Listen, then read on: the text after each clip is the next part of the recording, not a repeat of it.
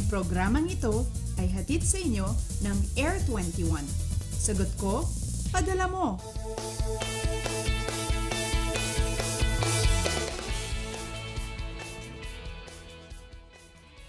Magandang umaga, Pilipinas. Good Sunday morning mga kababayan. How's your weekend so far? At kumusta naman po ang inyong preparasyon para sa Undas next weekend? I'm sure nakasama po yan sa agenda nyo mamaya. So bago po kayo pumunta or umalis at mamalengke at magsimba, abay tumutok muna sa ating programa. Mula sa Pag-asa Weather and Flood Forecasting Center, kasama ang inyong weather girl April Enario ngayong Sunday, October 26, 2014.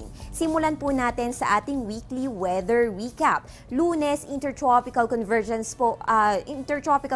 zone po ang nanalasa dito sa may Visayas, at pagdating ng hapon ay easterlies na po ang nakaapekto sa may Luzon at Visayas. Nagpatuloy ang pagiging dominant weather system ng easterlies ng Martes, Miyerkules at Huwebes. Pero pagdating ng Biyernes, nagbago na po ang mga weather system na nakakaapekto sa ating bansa. Nagkaroon tayo ng northeast monsoon sa may extreme northern Luzon at intertropical convergence zone sa may Mindanao. So nagpatuloy po ang mga weather system na ito hanggang kahapon araw ng Sabado. So tulad naman ang ating nakikita sa ating weekly weather recap, no? Wala po tayo naging bagyo ngayong nitong nakaraang linggo. So kung magpapatuloy ito, abay malalaman natin yan maya-maya lamang. Sa ating astronomical events naman mga kababayan, sisikat po ang araw ngayon 5:49 ng umaga at lulubog naman 5:30 ng hapon. Ang ating moonrise ay 7:40 ng umaga, ang moonset naman ay 6:38 ng hapon, ang ating moon illumination ay 8%. Ang ating current lunar phase ay waxing crescent moon.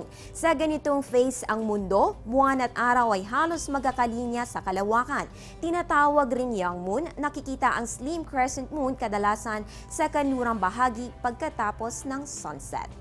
Sa ating tidal predictions naman, along Manila Bay courtesy of NAMREA, ang ating high tide ay 12:30 ng tanghali for 0.47 meters po yan, habang ang ating low tide ay 6:06 ng umaga.